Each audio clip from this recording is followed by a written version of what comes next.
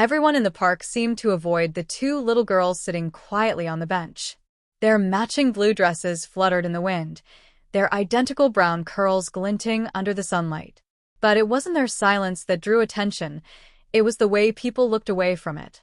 Parents whispered, kids stared, and yet no one approached. Ethan Parker watched from a distance, his 6-year-old son, Liam, tugging at his hand. "Dad, why's no one talking to them?" the boy asked, innocence lacing his voice. Ethan hesitated. He'd noticed them before, the CEO's twin daughters. Everyone in town knew the rumors. Born deaf, homeschooled, and shielded from the world by their powerful father, Mr. Alistair Grant. A man so rich that people feared even speaking to his children the wrong way. But Ethan wasn't like everyone else. He knelt to Liam's level. "You know," he said softly, "sometimes people stay quiet because they don't know how to talk." Then, taking a deep breath, Ethan stood up and walked toward the twins. Their eyes lifted in surprise, then confusion, as he stopped in front of them. And then, slowly and clearly, Ethan lifted his hands and signed, "Hello." For the first time that afternoon, both girls smiled. The twins' faces lit up like sunlight through clouds. They signed back, quick little gestures, shy but excited. Ethan caught only a few words, but he understood enough. "Hi. You know sign?" He smiled and nodded. A little he signed back. "My sister was deaf." They giggled silently, their hands moving faster now. One pointed at his son. "Your boy?" Ethan nodded again. "That's Liam," he said aloud, motioning for his son to come closer. Liam hesitated, glancing nervously around the park. But when he saw the girls smiling, he shuffled forward. "Hi," he said softly, waving. They waved back, delighted. One of them reached into her pocket, pulling out a tiny paper crane. She handed it to Liam with a bashful grin. Ethan's chest warmed at the sight. It's working, he thought. They just needed someone who'd try. But then a shadow fell over them. A tall man in a tailored black suit approached, phone pressed to his ear. His presence seemed to command silence even before he spoke. Everyone in the park turned to look. Alistair Grant, the Billionaire CEO, the girl's father. His sharp blue eyes darted to Ethan, to Liam, then to his daughters. He ended his call abruptly. "What's going on here?" His voice was deep, measured, but laced with warning. Ethan straightened. "Just saying hello," he said calmly. Mr. Grant's gaze lingered on Ethan's hands, then his face. For a moment, something unreadable flickered in his expression. Surprise, maybe even guilt. Then, softer than before, he said, "You know sign language?" "A bit," Ethan replied. "My sister taught me when we were kids." Mr. Grant looked down at his daughters, who were still beaming, signing rapidly to each other about the nice man who talks with hands. And for the first time, Ethan noticed it, how the CEO's hard exterior faltered just slightly. A flicker of something human behind all that power. "Thank you," Mr. Grant said at last. His tone was rough, like the words weren't used to being spoken. "Most people don't bother." Ethan smiled. "Sometimes, all it takes is learning to listen differently." The next morning, Ethan was back at his janitor job at Grant Industries, the same building owned by the very man he'd met at the park.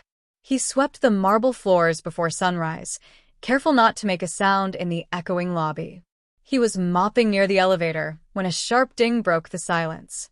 The door slid open, and out stepped none other than Alistair Grant himself.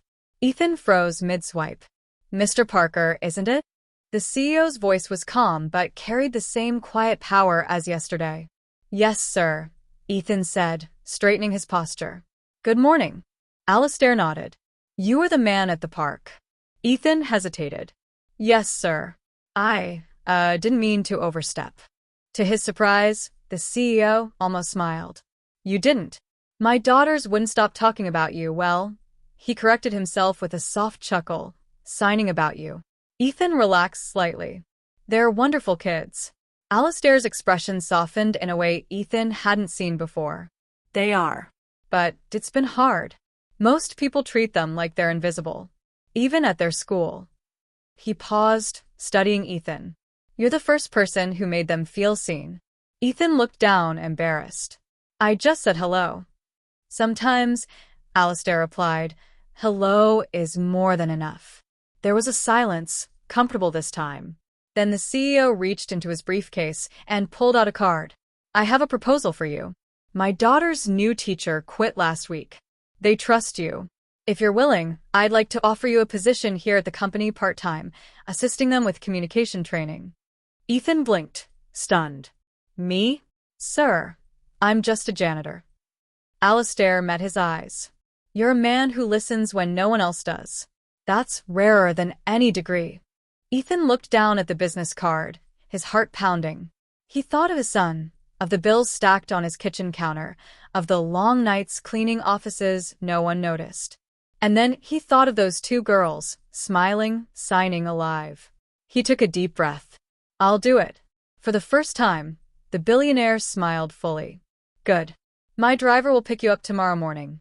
As the CEO walked away, Ethan stood frozen, the mop still in his hand.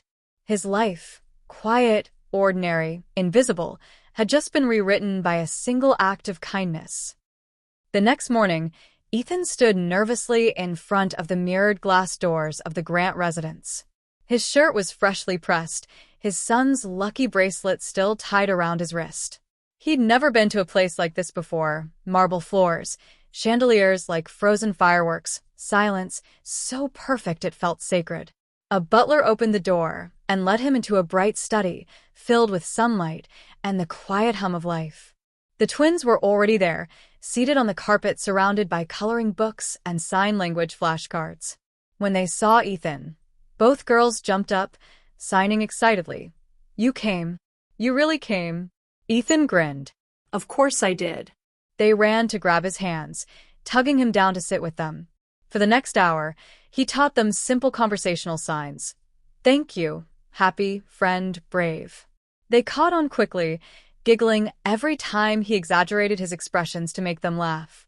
Then, from the doorway, Alistair Grant appeared. He didn't interrupt, just watched quietly. His usual sternness seemed to fade as he saw his daughter's joy. For once, the great CEO didn't look like a man in control of an empire. He looked like a father trying to remember what it meant to be one. After the lesson, as the girls went to show their drawings to the housekeeper, Alistair approached. You have a way with them, he said. Ethan smiled shyly. Kids just need someone who listens. Alistair exhaled deeply, as if letting go of years of unspoken guilt.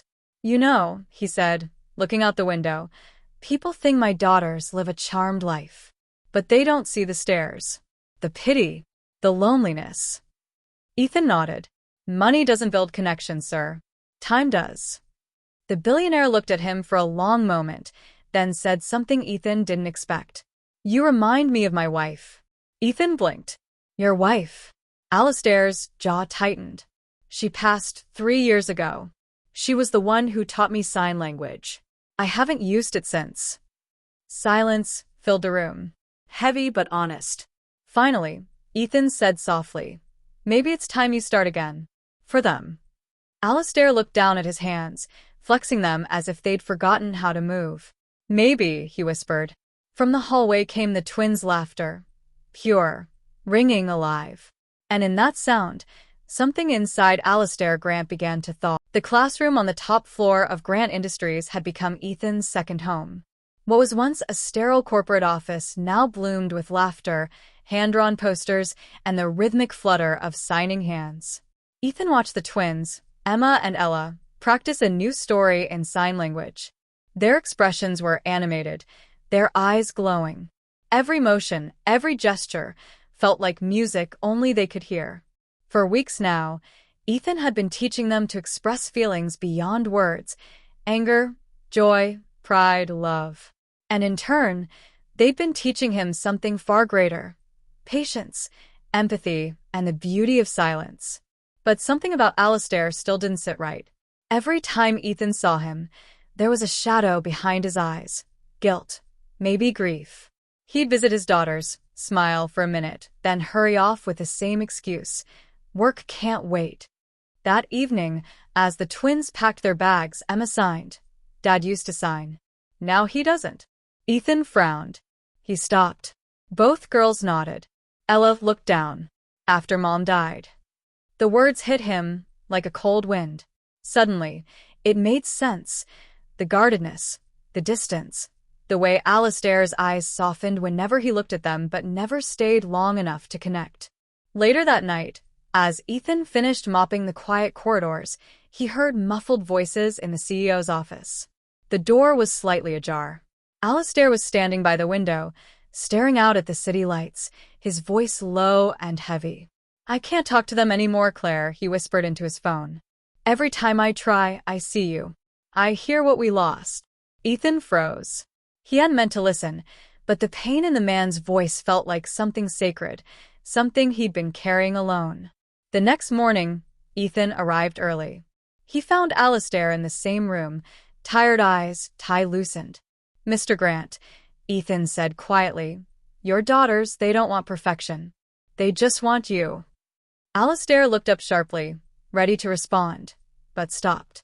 There was no judgment in Ethan's tone, only understanding. "They told me you used to sign," Ethan continued. "You could again. It doesn't have to be easy. Just start with one word." The CEO's throat tightened. His hands trembled slightly as he raised them, unsure. He hesitated, then slowly, shakily signed, "Love." The twins, standing by the door unseen, gasped and ran to him. They threw their arms around their father, tears streaming down all three faces. And Ethan, watching from a distance, realized that sometimes healing doesn't come from grand gestures or wealth. It begins in silence and in the courage to break it.